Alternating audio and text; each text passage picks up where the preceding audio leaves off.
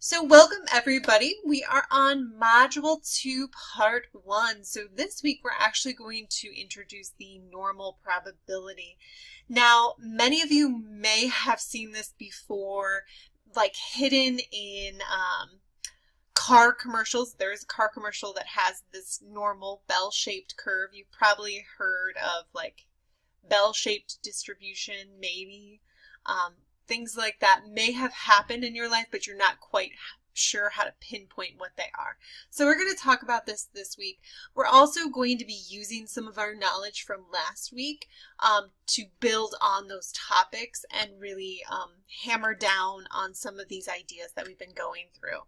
So I was just talking to Donna. I'm just going to call you out because Donna did an awesome thing that I wanted to share with the rest of the class. And she said that with those variables that I introduced last week, like X bar, mu, sigma, that sort of thing, she took like a note card and wrote down what those symbols meant, and she put it right on her computer. I love that so much, Donna. I think that's awesome. So super, 2 thumbs up. If you wanted to try that, I think that'd be a great idea as well. Remember, whatever works for you, find a way that you're understanding that material. Is it writing down what you're not remembering on a note card to kind of drill that in? If it is, go ahead and do it. Okay, so we're going to get into probability just a little bit. It's not the normal probability you're used to, such as like if you're pulling a card out of a deck of cards, what's the probability that it's a 2? And you would say 4 out of 52. It's not that type of probability. It's going to be a little bit different.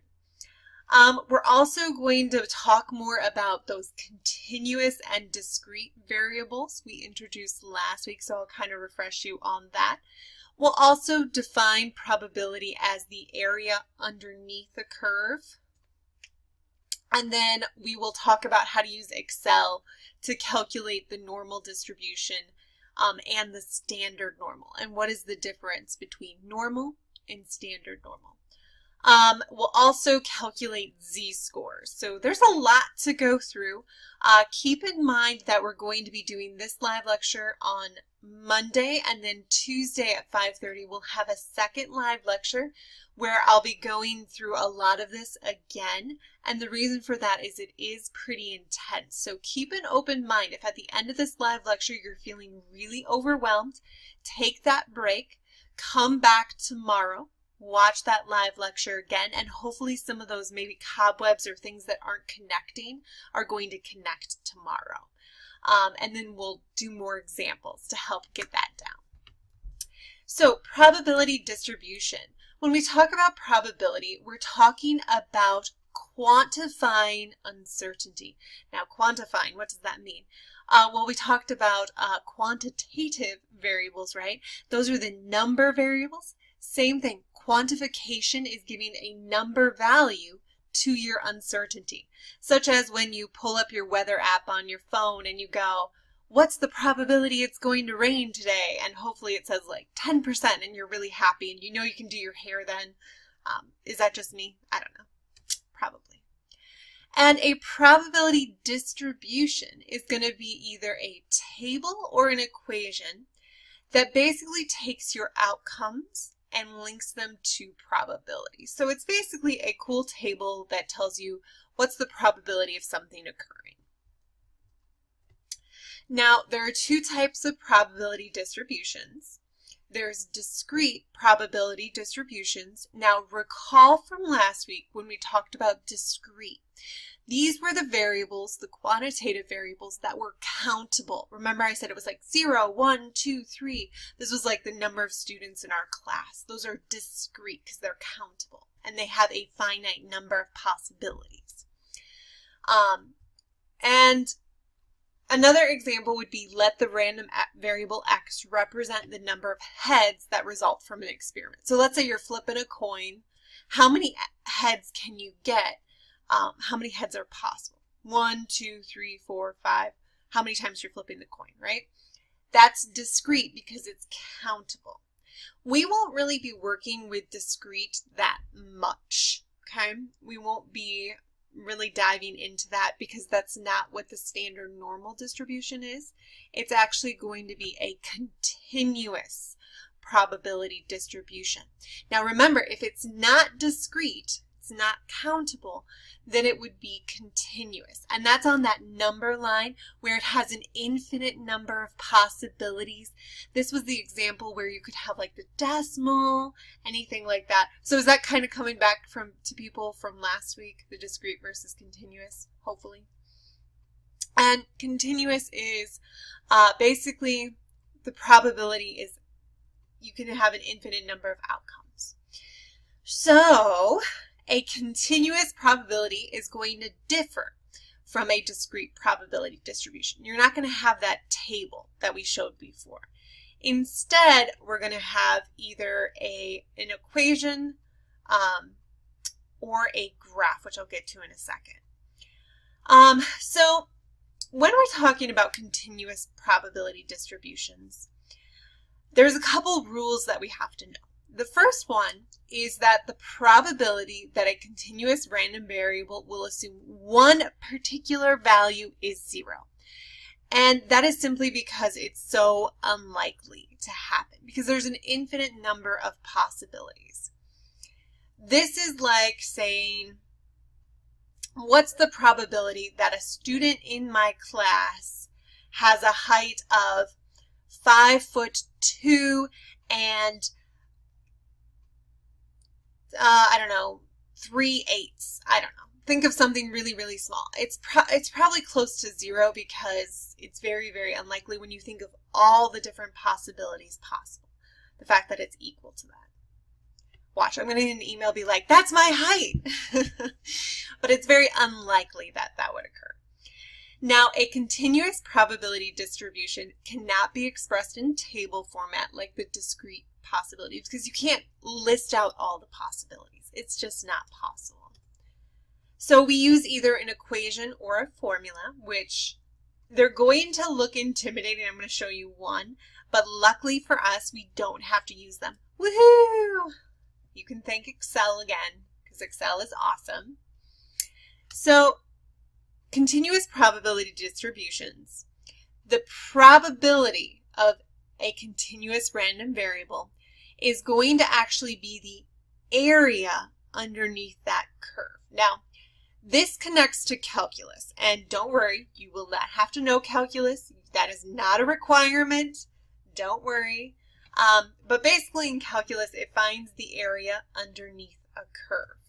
So if you had a curve like this, and you wanted to find this area over here, there's no real formulas for that because it's got like a curved top. So what we would have to do is we'd have to use calculus. But luckily for us, we have Excel to do that job for us. Yay! So all I want you to know is that when you're looking underneath a curve, that area that we're shading is going to represent the probability. So this right here is the probability. I am sharing a screen. Can everybody else see my screen okay? Lori said she can't see a screen. So the area, all this area. Okay, so Lori, you may want to log off and log back in if you're still having that issue. Sometimes it's just glitches a little bit. Sorry about that. Okay, so same thing, area underneath that curve right here. That's going to be the probability of between those variables. So we're going to be talking about inequalities here, and we'll get to that more. It's not all going to connect right away, so don't feel like you should understand everything in totality. Just know that the area underneath the curve represents probability. And if we were to take all of the area underneath the curve, so every single last piece of that area, the total probability would be 1. Total probability would be equal to 1, which if you're going to look at that as a percent, that's 100%, right? It's 100% probable if you pick a variable in that number line.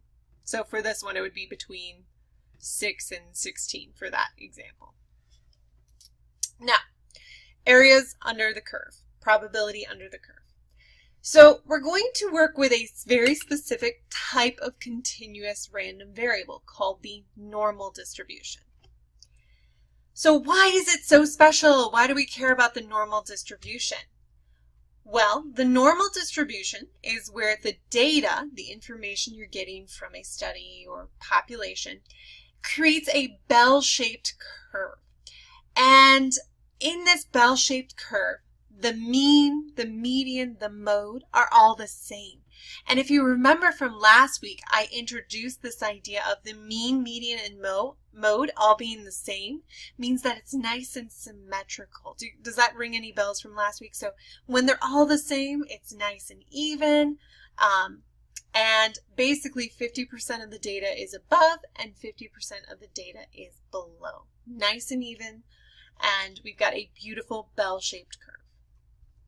So here is your bell-shaped curve. You can see the mean, median, and mode are all in the middle. Nice symmetry on both sides.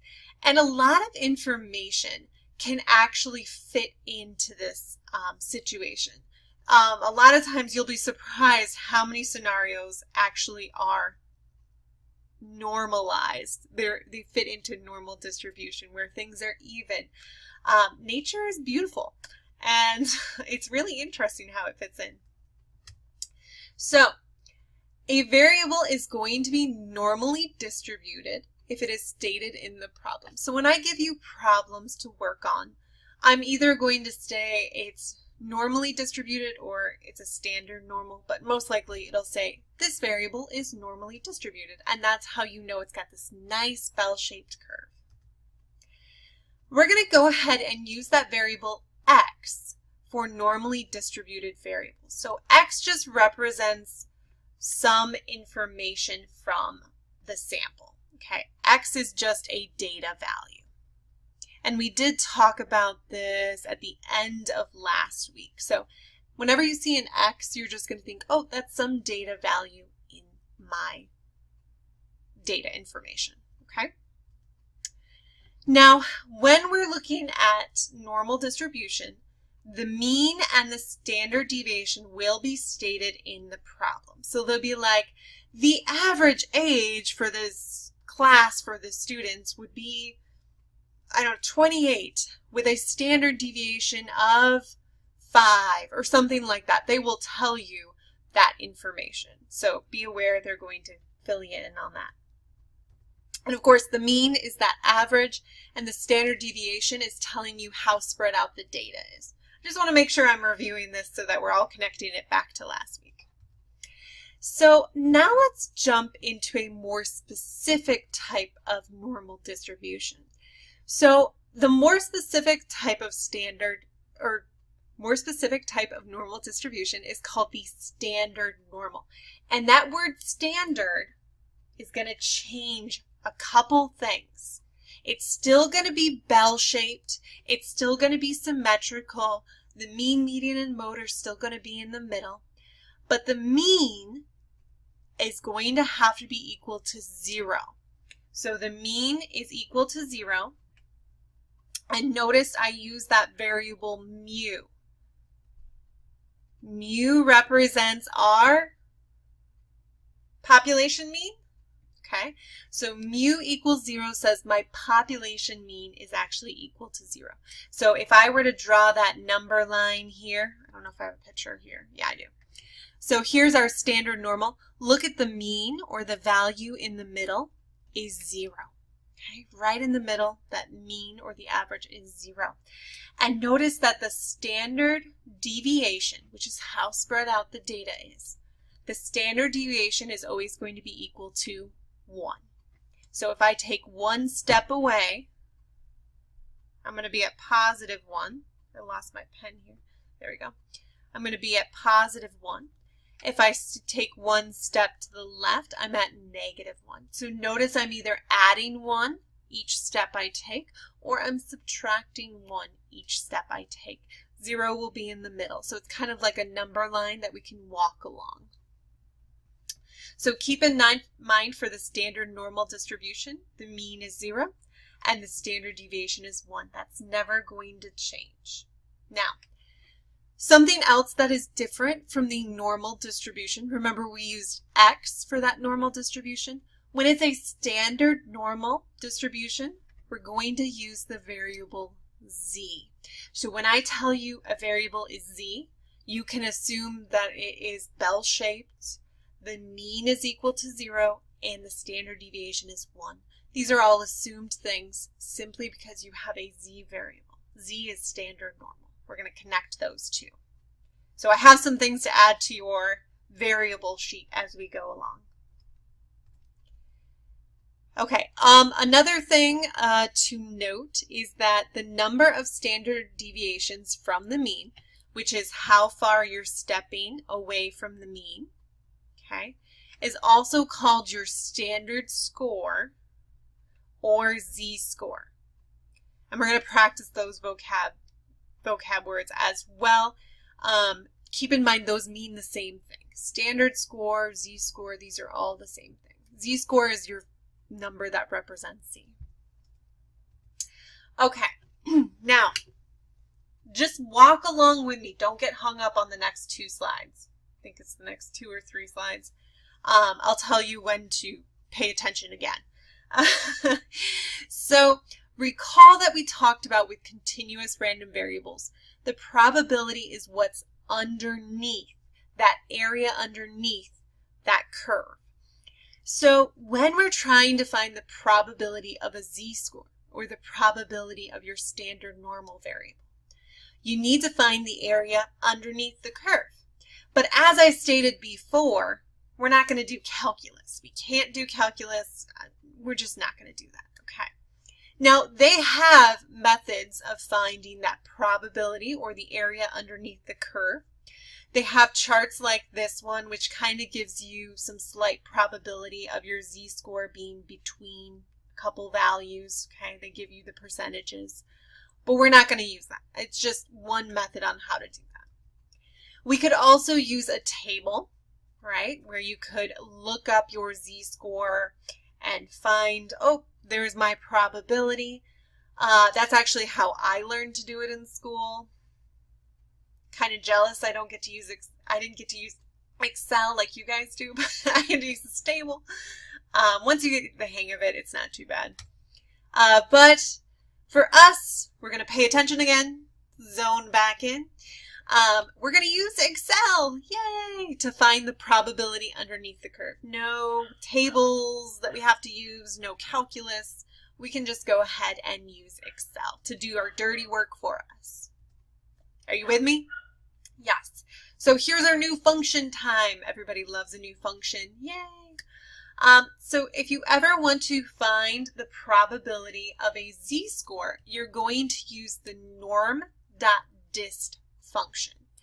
And the norm.dist, if you look at it, it's normal distribution. It's kind of abbreviated for normal distribution.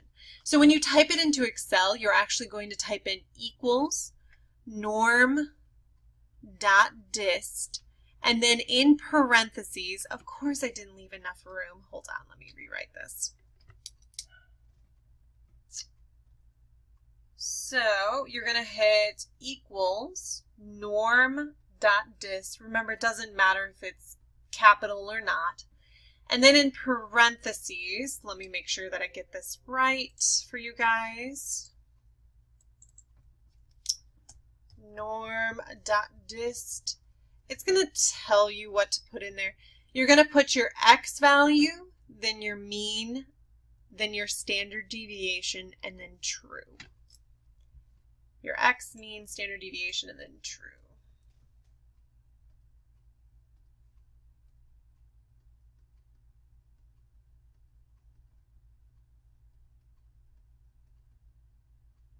Okay, so Excel will help you along if you ever do forget that.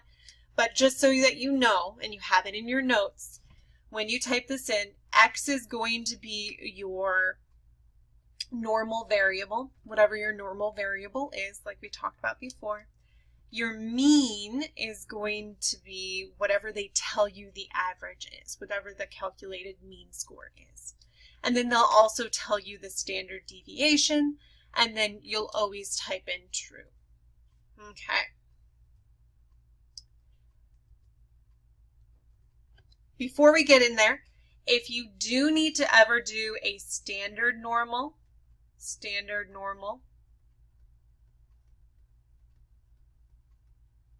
probability, if you ever need to find a standard normal probability, you're still going to use the norm.dist function, but you're going to automatically know what the mean and standard deviation is. So you're still going to put in your x value. What's the mean of a standard normal variable? What did we talk about the mean was? Does anybody remember? I know it's still a little early, so if you don't remember, it's 0. Very good, Veronica. Excellent. And if zeros are mean, what is our standard deviation of a standard normal problem?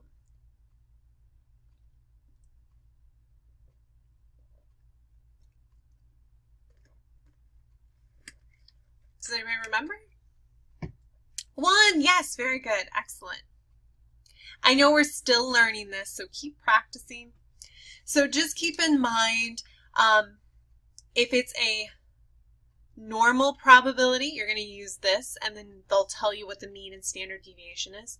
But if you know it's a standard normal or it's a z variable, you're automatically going to be able to fill in my mean is 0 and my standard deviation is 1.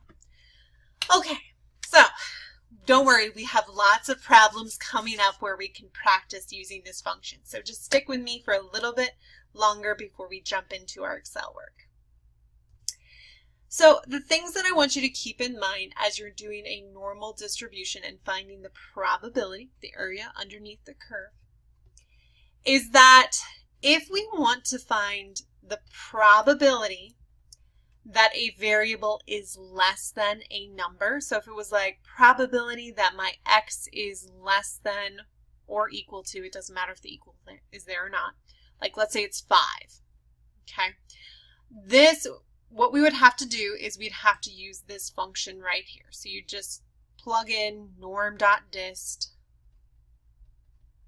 and then your x would be whatever number is there, so it'd be 5. And then you'd have to put in your mean, your standard deviation, and then true. I did not leave enough room. True. Notice I couldn't use those automatic 0 and 1 because this is not a z. This is not a standard normal. It's an x, which is just a basic normal. It's not special, okay? It's not special at all. So that is the function that you're going to get. So this is the area that's represented. So if my x was 5, we would be finding the probability that you're going to have a value less than that. So all of this area in here, that's your normal function that you're going to get. Now, you look at me and you say, wait a second, but what if I want the probability that it's greater than? Or what if I want the probability between two numbers? How am I going to find that if I only have this function that gives me the value that's less than? Well, we have some tricks up our sleeve that we can do to actually calculate that. So let's say you want to find the area to the right of a variable. So that means you want to find the probability that some number is greater than, let's say, probability that your x is greater than or equal to 5. Let's keep using 5. Why not? Okay, so you want the area, here's 5, right? You want the area to the right. Well, to do this, we have to be a little tricky.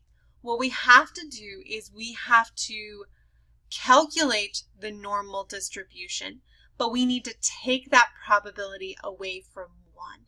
And this goes into the idea that it's the complement. If you've never heard of this, it's okay. And complements are just opposites of one another.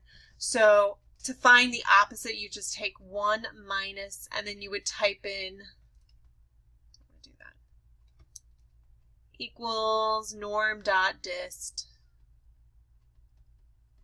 Actually, you would have equals in front, so you would type in equals 1 minus norm.dist, and then you type in all of your information in there. And we'll practice this, don't worry. But that's if it's greater than. So I want you to keep your eyeballs peeled on those inequality signs. Is it greater than, is it less than, or is it between two variables? So same way, if you ever want to find the area greater than or to the right of that value, you're going to always have to do 1 minus whatever the probability is. Okay. Now, let's talk about the probability between two variables. So it's going to look a little bit different. It's going to look like this, where you have two numbers, and in between those two numbers are going to be an x, or a z if it's standard normal. Now, if you're trying to find the probability between two variables, so let's say it's the probability between 5 and, I don't know, 10, sure, whatever, pick two numbers. What you have to do is you have to find the probability of each number. Okay, so we're going to do the norm.dist for each of these. So you're going to do norm.dist for the larger number, so 10, and then all your other information. And then you're going to subtract the probability, which is that norm.dist, for your smaller number, which is 5. Notice I'm not putting the mean and the standard deviation in there because I don't know what they are. So just know that you're finding the probability of both, and then you're going to subtract them. We'll actually take that one step by step. And the reason for that is you're trying to find this area between.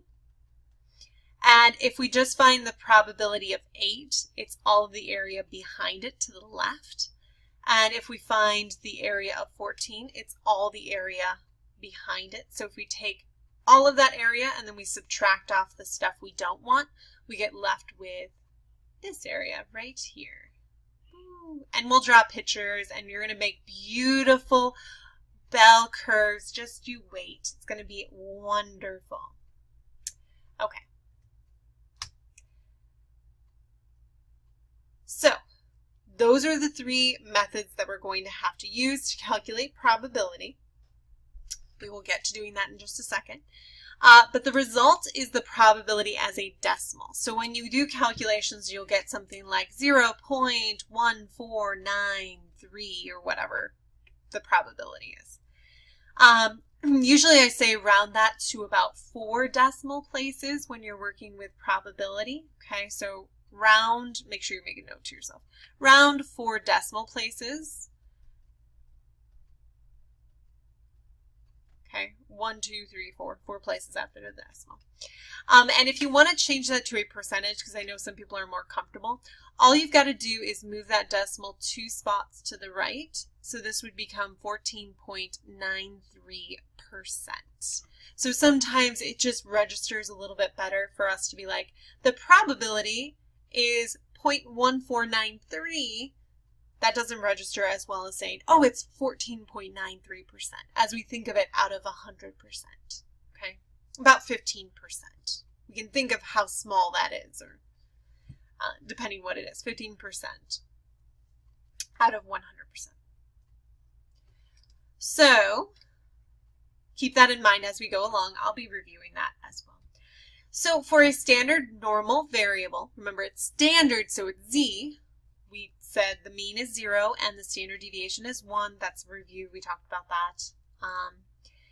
So let's go ahead and do some calculations. Yay!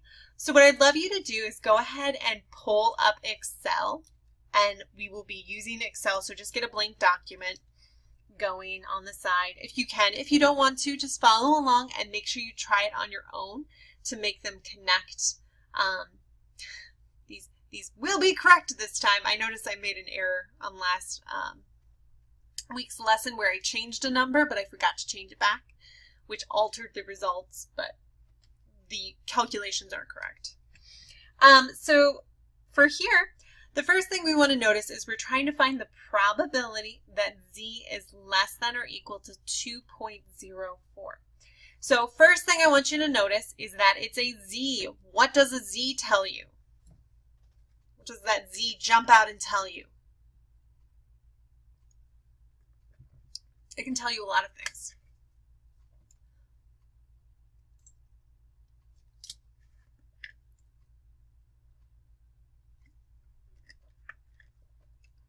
Yes, awesome, Veronica. Z tells you that it's standard normal. It says, hey, I'm a standard normal variable. Which leads us to the conclusion that the mean is 0. So we know the mean is 0. And the standard deviation is 1. And I really should be using those variables. This is the mean is 0. And this is the standard deviation is 1. Remember, it's that O with a curly Q on top. Okay.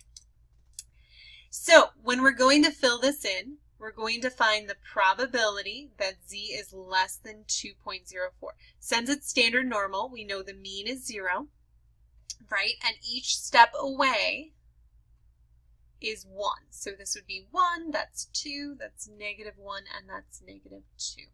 Now we're looking for a Z-score of 2.04. So we're going to be about right here, a little bit past the 2. And we're trying to find the probability that it's less than that number.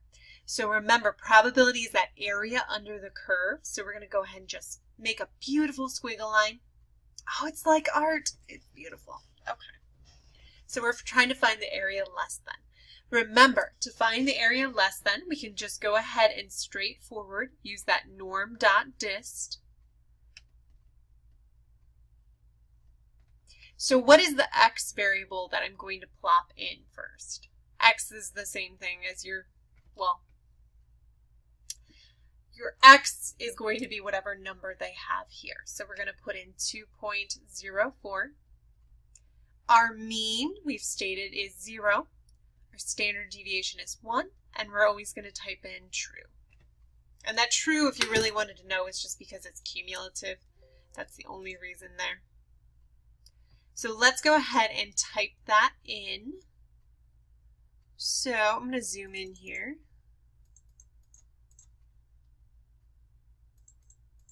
So we can see that. So it doesn't matter where you start, just grab a blank Excel document. And in there, I'm going to go ahead, in that first one, I'm going to say, oh, this is the Z is less than or equal to 2.04. That's what I'm trying to find. And then in my next cell, I'll actually do the calculations. So in this cell, I'm going to go equals, which remember, that's the code to tell Excel to calculate something. So equals, we're going to do norm.dist, parentheses, we have our 2.04, that's our x or our z. And the z tells us that our mean is 0, our standard deviation is 1, and we should always write true. I noticed that my chat box is hiding that, so hold on. There we go. Now we're just going to hit enter. And we see we have a probability of 0.9793.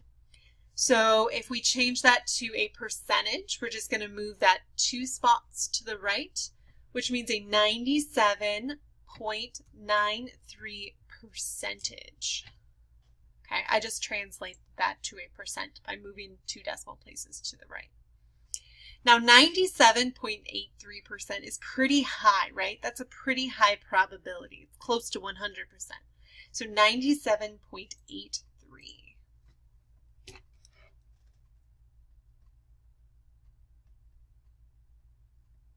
But as we look at our chart over here, wouldn't you agree that it looks like most of the area is covered? So it looks like we should be getting a high percentage, like a number close to 100, since all of the area is covered. So it kind of makes sense that it would be around there. Any questions on the less than? Anything that you want me to clarify on the less one? So the less than one is pretty straightforward. You're just using that function norm.dist. The only thing fancy we did here was say, oh, it's a z, so we got to use 0 and 1. Any questions on that one? Okay. So let's go ahead and try the next one. So the next one is a z as well. And we're trying to find the probability that z is greater than. So we're going the opposite direction now. So if we were to go ahead and draw our beautiful standard normal curve, boom, that's a beautiful curve. We're becoming experts at curves now. Great. So 0, remember 1, 2, 3, -1, -2, -3. We're drawing our beautiful graphs.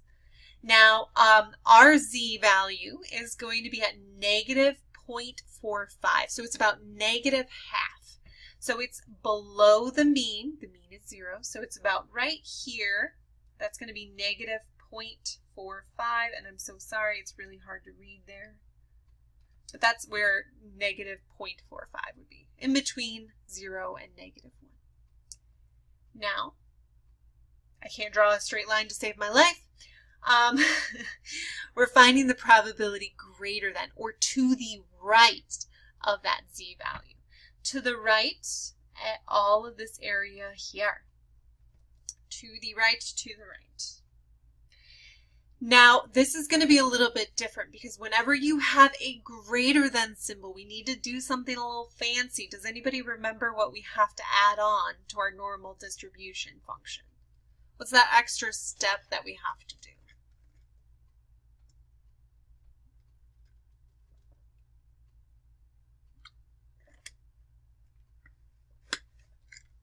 So whenever we're going greater than, we're going to have to go ahead and do 1 minus, exactly, Lori, very good. 1 minus that value because we're finding the opposite. The opposite, you're always going to have to do 1 minus. Looks like a little dance there that I did. Okay, great. Norm.dist. And again, this time our x is going to be -0.45. Make sure that you get that negative in there or it will change your answer. So please be careful with those negatives. I don't want you to get off points simply because we dropped the negative. It's supposed to say true. I think it looks like tree or something. So let's go ahead and calculate this using Excel. See what we get. Oh, that's really hard to read. We do not want to do that. Okay, so in this next one, we're going to find the probability that z is greater than -0.45. So over here, we're going to do the equals, but since it's greater than, we have to start with 1 minus norm.dist. Now we can go ahead and fill in our information like we did above. -0.45, comma, what's our mean? It's a standard, normal is a z, so we know it's 0. Our standard deviation is 1, and it is true.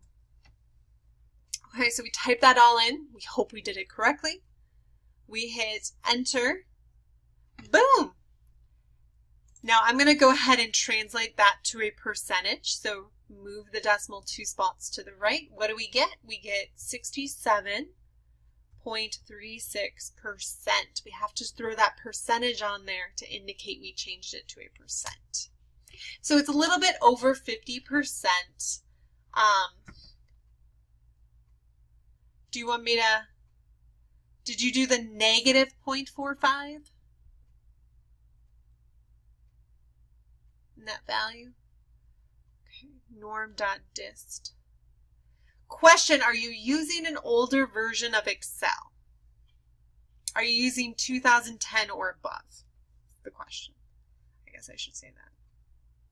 Do you know what version your Excel is? Yes, you are. Type in what you, okay, copy and paste what you typed in, and then I'll look at it. Is it just like rounded differently? Just copy and paste whatever you typed in function-wise, and I can look at it.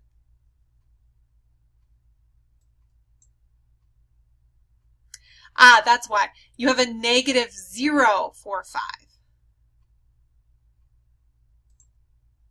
So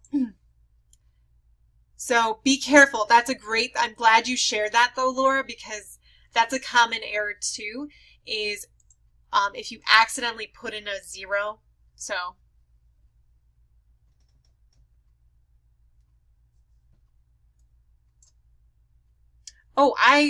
Donna, you are absolutely correct.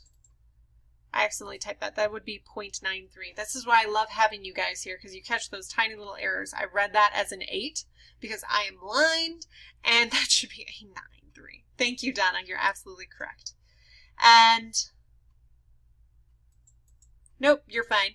And just be careful. The other thing to note is don't add in too many zeros, because that can throw it off as well, because you're referring to a smaller number. So great add-ons, everyone. I love it so much.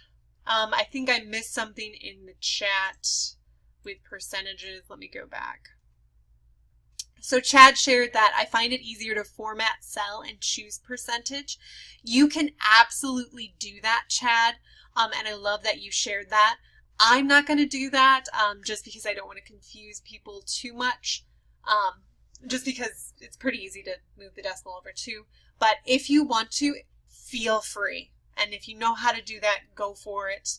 So I love it. Great additions, everyone. So 67.36%. If we look at our curve, remember we're looking at the area, notice that it does look like about half, more than half of that curve underneath is shaded. So that's 67. That should be a 9. We're just, oh look, it was always a 9. Anyways, 67 point, what did we get? I already forgot what it was. I'm too busy chatting here. 0.36. Boom. So about half, and that seems reasonable. The reason why I want you guys to look at your bell-shaped curve is make sure that your percentage seems reasonable. If you're getting something like 10%, it doesn't look like 10% of that curve is shaded, does it? There's quite a bit more. There's over 50% of that curve shaded. So just keep that in mind. Okay, let's go ahead and do another problem. I'm not going to keep you guys beyond the 60 minutes because we have tomorrow as well, so I'm not too worried about it.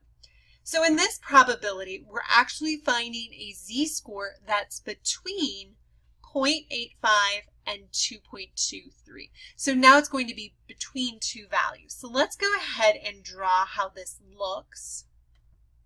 Again, it is standard normal because we see that z, so you have 0 in the middle. And we're just going to take our little standard deviation steps away from that mean. -2, -3. Okay, now it says that we are going to pick a z-score between 0.85, that's our lower bound, so that's going to be about right here, close to 1, not quite there. That would be 0.85. And then 2.23, so 2.23 would be about here. 2.23, a little bit past 2. So we're going to find the probability or the area between those two. Boom, boom, boom, boom, boom, boom, boom, boom. There we go. I know I could always improve my squiggling skills. I'm working on it. So to find the probability between two variables, we have to find the probability of each and subtract them. So if we did that, we're going to take the probability of the larger number and subtract the probability of the smaller number. If you don't do this, you'll get a negative number and you can't have a negative probability. So if you ever get a negative probability, you should be like, whoa, I did something wrong, and go back and reassess. It's usually just you flipped it the wrong direction. So let's take the norm.dist, or the probability of the larger number, 2.23. Again, it's standard normal, so it's just 0, 1, true. And we're going to subtract the probability, norm.dist, of the smaller number, 0.85. 0, 1, I'm really trying to squeeze it in here. There we go. Made it work, guys. You do what you got to do. Okay. So let's jump over to Excel and put in our wonderful new problem. So Again, we're trying to find the probability. It's between 0.85. Z is less than or equal to 2.23. Just going to resize that cell real quick. Just click and drag. Oops, did forget a parenthesis there. There we go. I just like to do this so that when I go back and I revisit my Excel worksheet, I know what that number is actually calculating to help me if I ever have to make corrections or anything. So it's just a way to stay organized. That's why I do it. Okay, so again, we're going to hit equals norm.dist. That's going to give us the probability of 2.23, 0, 1, true. And we're going to subtract norm.dist of 0.85, 0, 1, true. Okay. So we double check, did we put our numbers in 2.23, 0.85? We've got our mean and our standard deviation looking good. So we just hit enter. And it looks like the probability is about 18.48. I will talk about that note in just a second. So what I did there is I said, I want to round to the fourth place, which 7 would be the fourth place here. Now, to round, I look to the next spot, which is the fifth spot. And I say, is that a number that's 5 or higher? Since it's higher than 5, it's 5 or higher, that rounds it up to the next number. So that 7 turns into an 8. And that's essentially what I did there. To some of you, you're probably like, yeah, I already know that, but sometimes you just need a quick refresher. Okay, any questions about that one? Did everybody get the same number there? Thumbs up? No, we did not.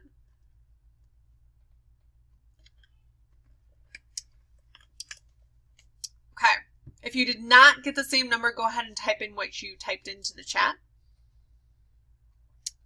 Lori, that is the same number. It's just they extended it, which is perfectly fine. They just added more decimal places. So if you ever get that larger number, don't worry about it. It's the same number. They just extended it. I would still round it to 4 decimal places. So you would round it to right after, oops, you would round it to turn that 7 into an 8.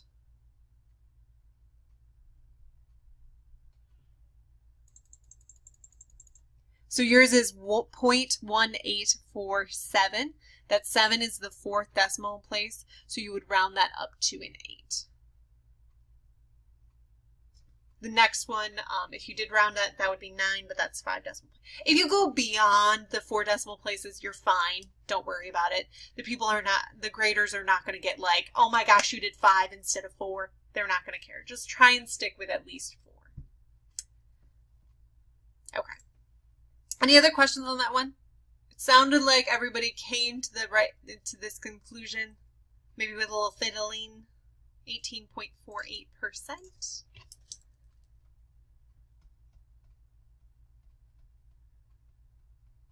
Okay, and remember, we want to double check and see if it makes sense. If we look at the area underneath the curve, does it look like it's about 20%? It's not 50%, it's not half of it, right? It's less than half.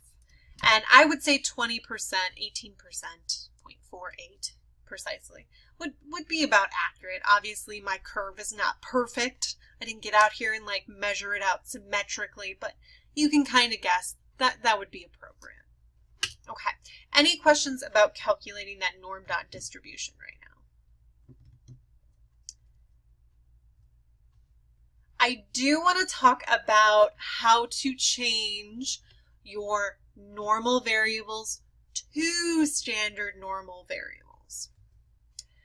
So we're going to be changing our x's. Ooh, that's painful. Don't look at that. Okay. I need to stop using red. So we need to change our x's to z's. How do we do that? How do we change our x's with some random means and standard deviations to z's, which have that perfect little mean of 0, standard deviation of 1? Well, we have a formula we can use. And that formula is z equals x minus mu all over sigma. Now, we talked a lot about these variables before, so if you've got that handy guide right there, you'll know what these variables represent, but let's talk about them a little bit more. So x is going to be your normal variable, your normal number. What's our mu represent? What does mu represent there? Anybody remember? Quiz time? Population mean. Excellent. Yes, it's our population mean. So, and then on the bottom we have sigma, which is that O with a curly Q top. That's going to be our population standard deviation. Close. So population standard deviation. If it had a square on top, that would be the variance. Yeah. Great thing to talk about though. So if we're going to use this, what you're going to do is you're going to take your normal variable, your normal number. You're going to subtract the population mean. Then you're just going to divide it by your population standard deviation. The only thing that I want you to add here, when we're going to type this in Excel to calculate, let's put parentheses around the top. That's always a great idea on what to do. So when you type it in, just put parentheses around the top first before you divide it. So let's look at a problem. So you take the SAT and score 1,100. That's your score. Okay? The mean score for the SAT is 1,026 and the standard deviation is 209. They want to know what is your z-score. So they want you to take your normal score. This is your normal score.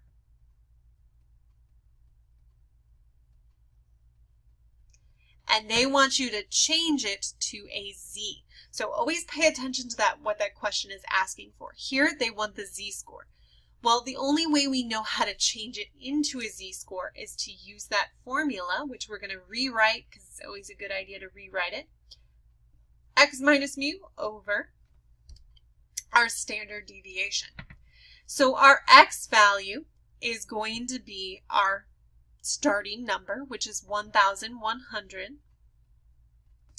And our mu is going to be our population mean. Now, does anybody see what our population mean here is? What do you think our population mean is? What did they tell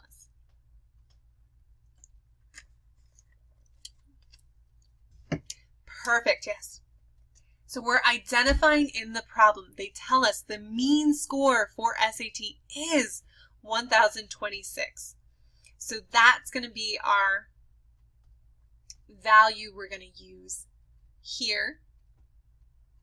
Now, what are we going to divide that by? We've got to divide it by the standard deviation. Very good, yes. So if we keep reading, they tell us all the information they need. They're not even hiding it from us. They're telling us. It's 209. So go ahead and use that number. 209. So what we're going to do, and I'm going to go ahead and throw that top in parentheses just so that when I'm typing it in, I remember to do that in Excel. So in Excel, I'm going to go ahead and grab my sheet again and scroll down, and I want to calculate my z-score. So I'm going to go ahead and equals, and I'm going to put the top in parentheses, which is 1,100 minus 1,026 divided by 209. Now I can go ahead and hit enter. Did I type that in correctly? Yes. Now, real quick, z-score is not a percentage. Z-score is not a percentage. I see this a lot, so I want to mention it. That is on your number line where your z is going. Okay, it is not probability. Z-score is just where on the number line we're at. Okay, so it's 0.35. That one you can round to 2 decimal places. If you want to do 4, just for consistency's sake, do 4. I don't care, but you have to do at least 2 spots. So I'm going to do 0.35. Oops. 0.35. So make a note to yourself. This is not percentage. This is where on the number line. So if we're looking at the normal curve, okay, this is 0, right? This is 1, this is 2, this is -1, this is -2. 0.35 is going to tell you where on this number line you are located. So you're about right here. So you are above the mean. You're above the average, basically. So yay for you. Yay, I did awesome on my SAT. And that's supposed to say 0.35. I know it's very hard to read there. 0.35. Okay. So that's just telling you where you are at for your Z line. This is not probability. It is not percentages. Sorry. I know I'm harassing you about this at that point. I've seen it a lot, so I just want to make sure I'm clear. Okay, let's go ahead and calculate another Z-score. So you have a test score of 190. So 190 would be your score. The test has a mean of 150 and a standard deviation of 25. Assuming a normal distribution, so we know it's got that normal curve, which we love so much, what is your Z-score? So they're telling you, I want that Z-score. So we know we have to use that formula for our Z-score. X minus mu all over sigma. So can anyone tell me what I should put in for my X value? What should I put in for my X? My value that I want to change to a Z. 190? Good, awesome, excellent, exactly. That's your starting value. That's your value you want to normalize. Now, what should I subtract from there? What's my mu that I'm going to subtract? It's my mean, and they tell us my mean is 150. Now, it switched to highlighter, but apparently I'm not very good at that. So you're subtracting your mean off. Now, what are you going to put in for sigma there? Yeah, your standard deviation, which is 25. Great. Now, quick note, make a note to yourself. You can have a negative Z-score. You can have a negative Z-score. Remember I told you you can't have a negative probability? You can have a negative Z-score. That just means you're down here on your line, okay, basically. So you're just over here on your Z. That's fine. I'm trying to give you little hints so that if you do make those mistakes, you'll see it right away. So Z-score, oh look, I already have it written there. So equals, remember we have to put the top in parentheses to tell Excel to do that first. And then we're going to divide by 25. So double check 190 minus 150 divided by 25. Boom, you've got 1.6. 1.6. Did everybody get that okay?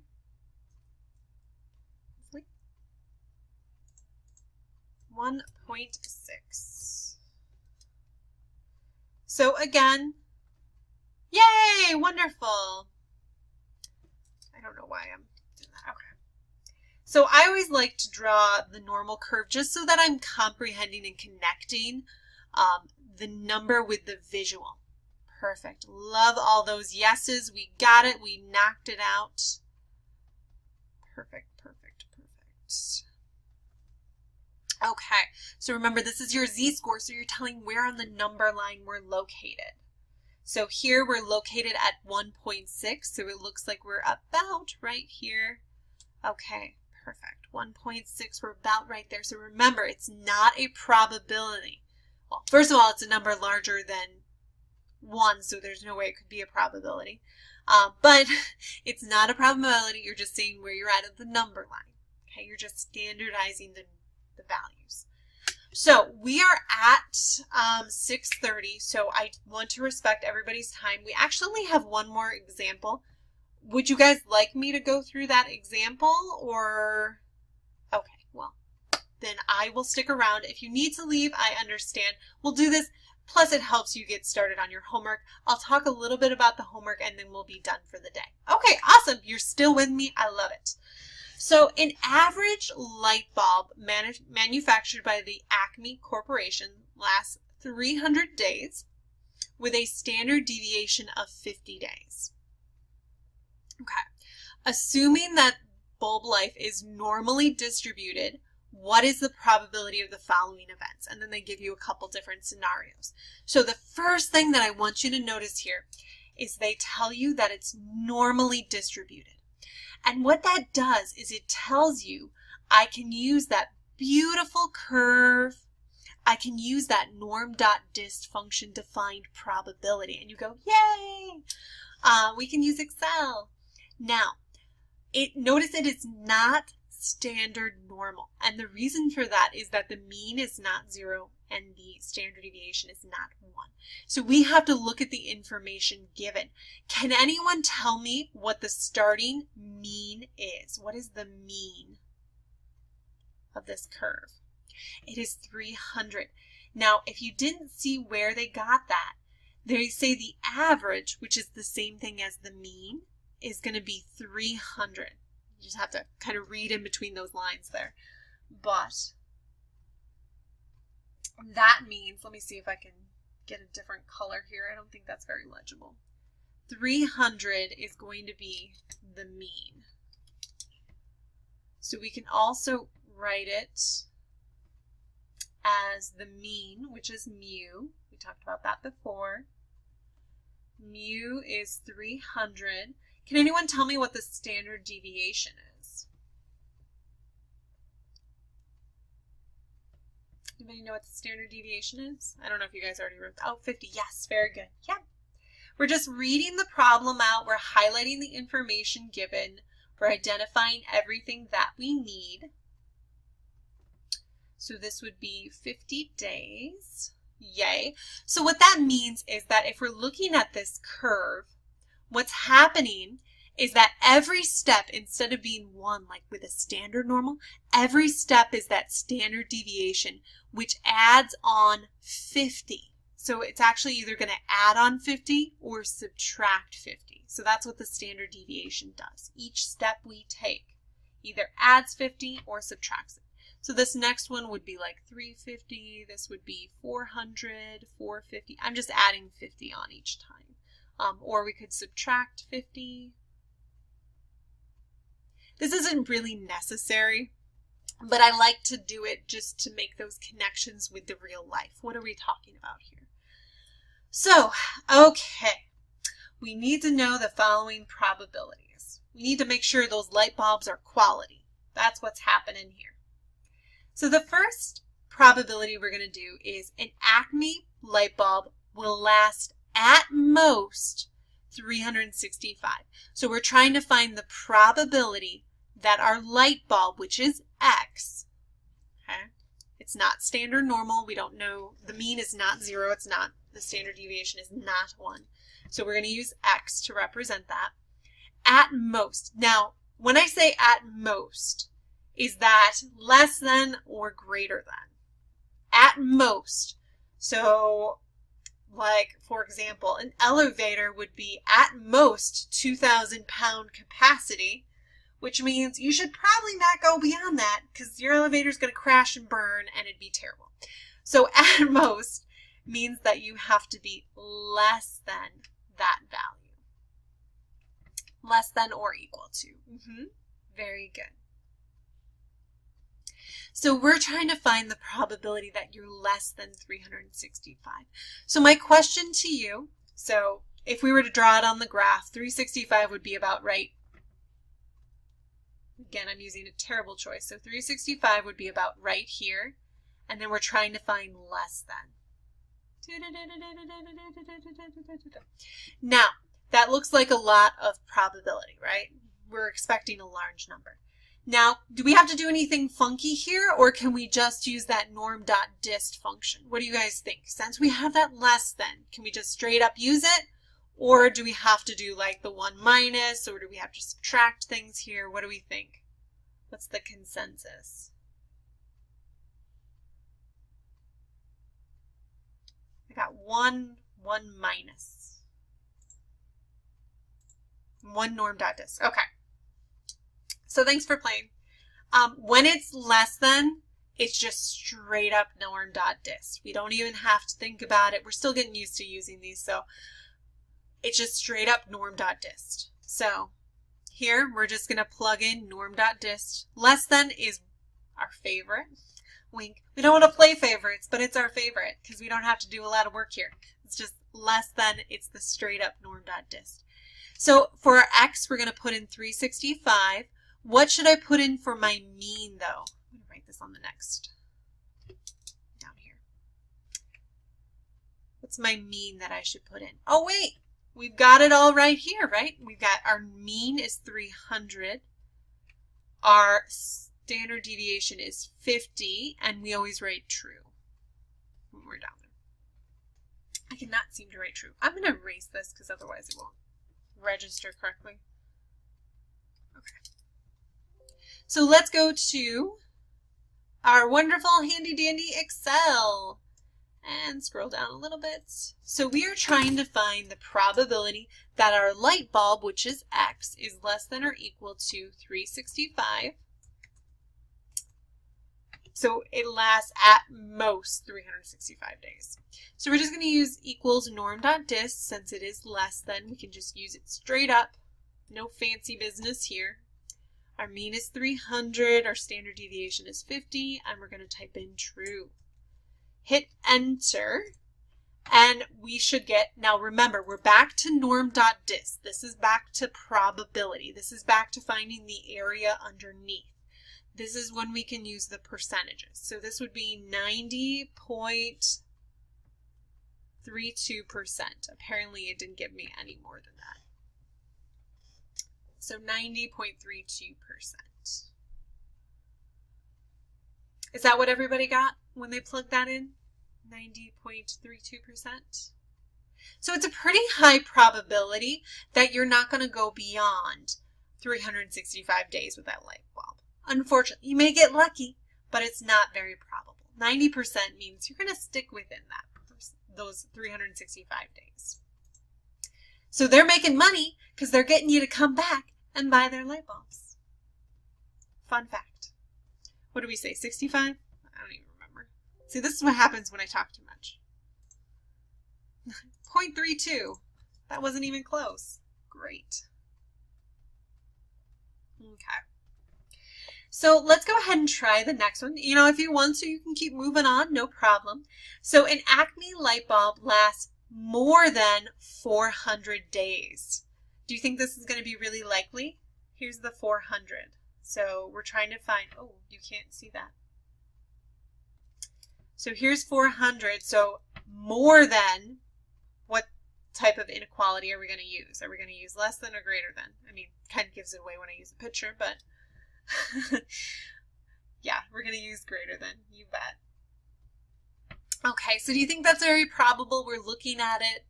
I mean, you can look by my face. Doesn't look that probable, right? You're not talking about a lot of area. Area is not very big, so it's not too probable that it's going to last more than 400 days. So we're going to try to find the probability that our light bulb X is going to be greater than 400. So what's special about greater than? What fancy footwork do we have to do with greater than that we didn't have to do with less than? Yeah, we got to do the 1 minus.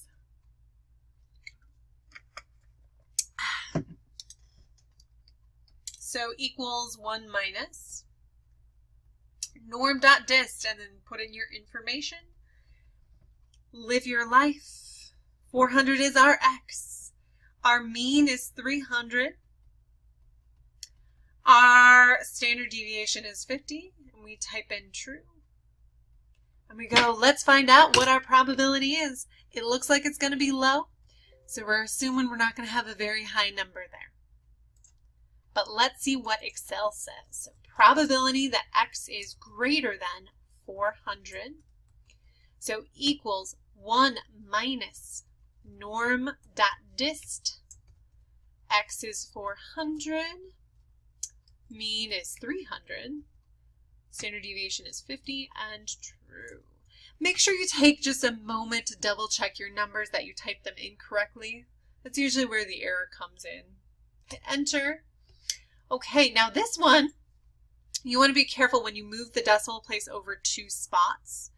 You get 0.2 or 2.2, I'm going to say 8%. I'm going to round that 7 up to an 8 since the next number was 5 or higher. So 2.28.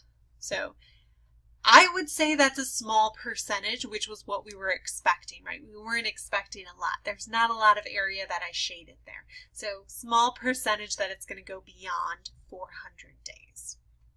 Is that what everybody came up with? Look good? Look the same? Sweet. I love to hear those yeses. We're becoming Excel experts. I am not an Excel expert at all, so you use it for what you need it for. Let's go ahead and do one last problem, and then we will jump to the homework and talk about that a little bit. So an Acme light bulb lasts between 225 and 325. So as soon as you see those between values, and I need to make some room.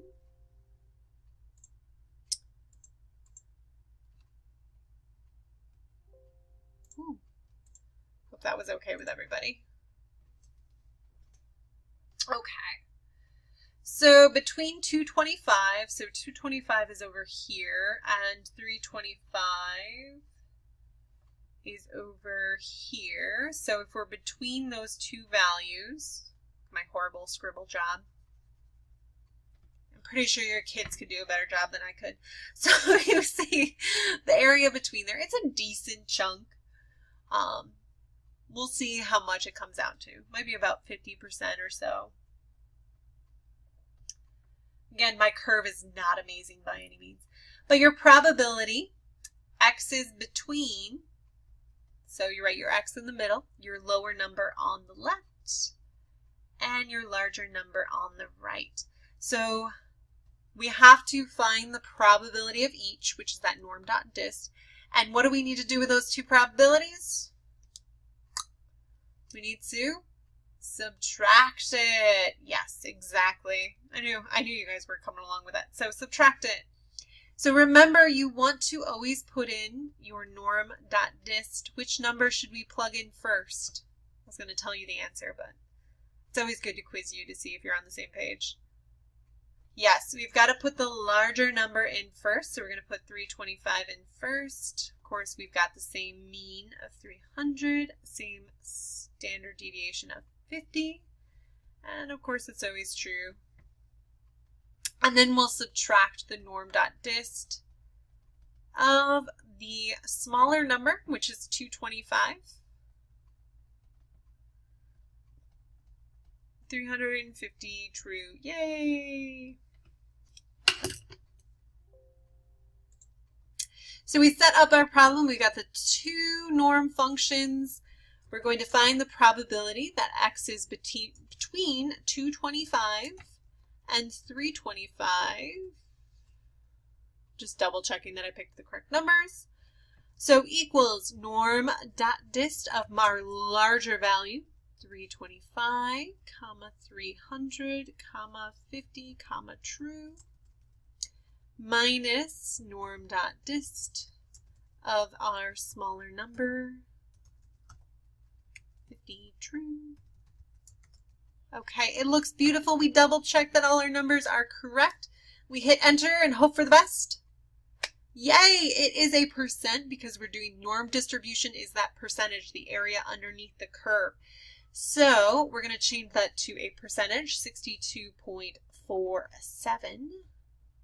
So I kind of guesstimated that it would be around 50%. I wasn't terribly off. It's actually more than 50%. It's about 62.47%. Okay, Okay, so 62.47. So that's pretty good. So you got 62% chance that it's going to be between 225 and 325 days. So not too bad. Any questions on this problem at all?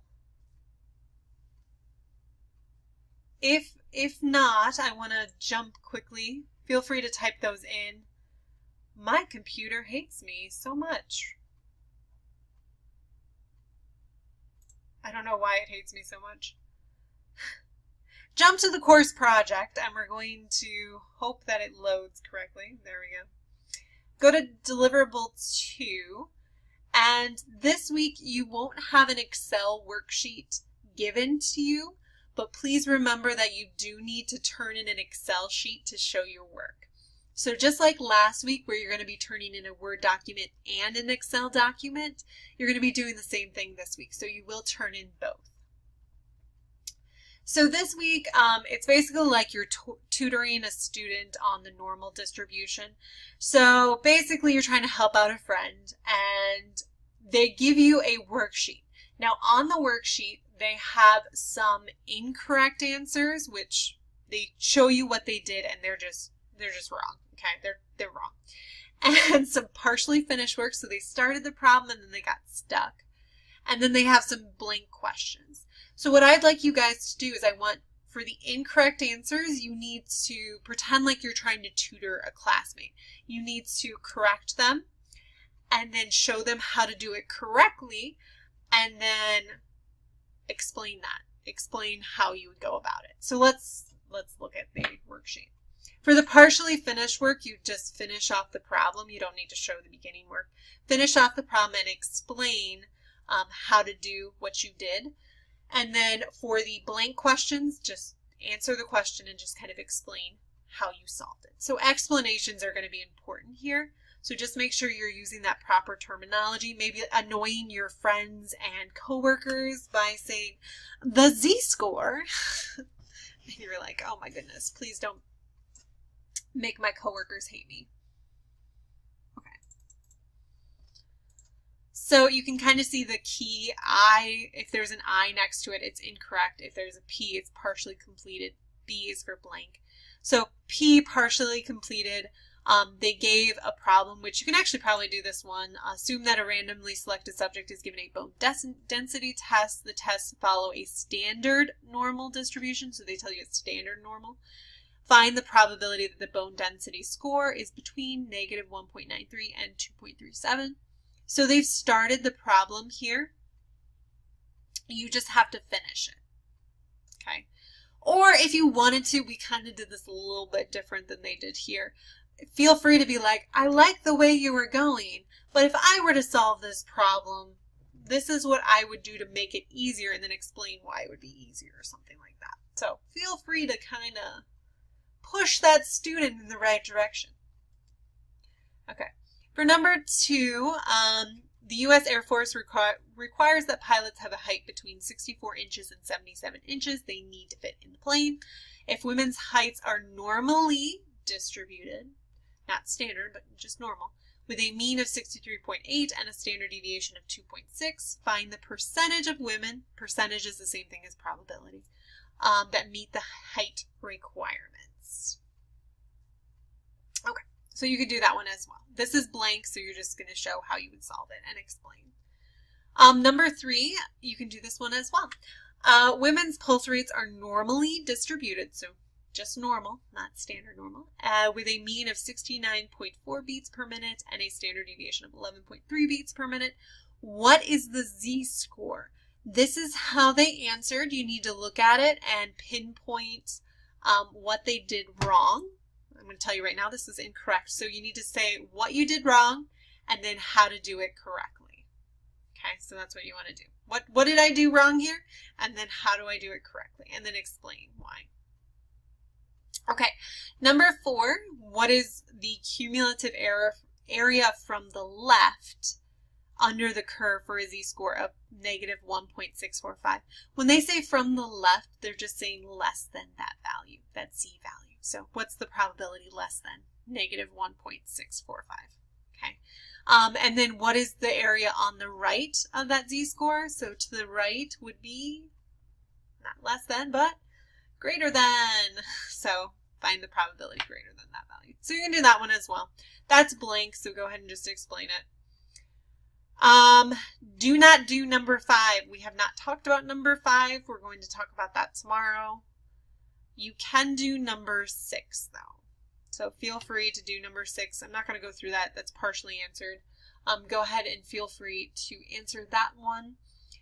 If you're struggling with these, I encourage you to try them. If you're struggling with them, remember Tuesday we're going to be reviewing some of this material. We'll do some more practice problems to help you with these problems, get more comfortable with them.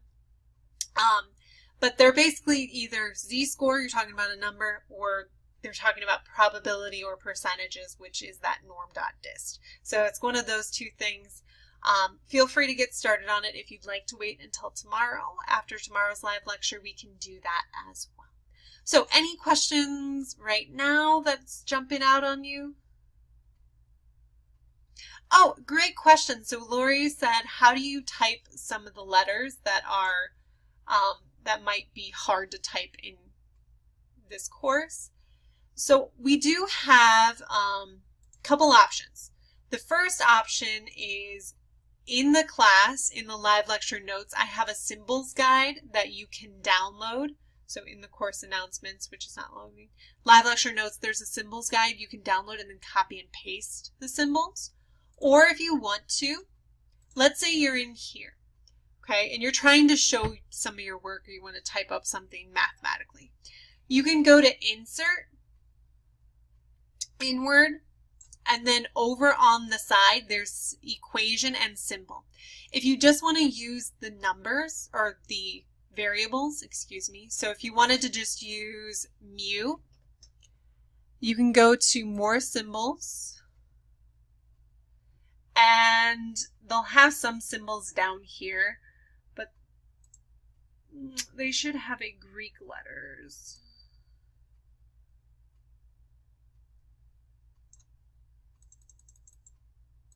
Well, let's just look through them. Yeah, there's a bunch of Greek letters if you just scroll up. Mu is right here, sigma's right there. But honestly, an easier way to do that is just insert an equation. If you go to equation, okay, what'll pop up is some letters will pop up and stuff here. If you just hit this down button, you can change it to Greek letters. This is the easiest way for me. And they have all the Greek letters you'll ever need. So mu is right here, sigma, I swear I'm so blind. Oh, my eyeball, oh, there's sigma. Okay, so they're all in there. It's just looking for them. So again, you can either do it, if you go to the Insert tab, you can either do equation or symbol. They're all hiding in there. Please use the proper terminology because the graders do get kind of on my case about it. So try your best. Any other questions? Good question.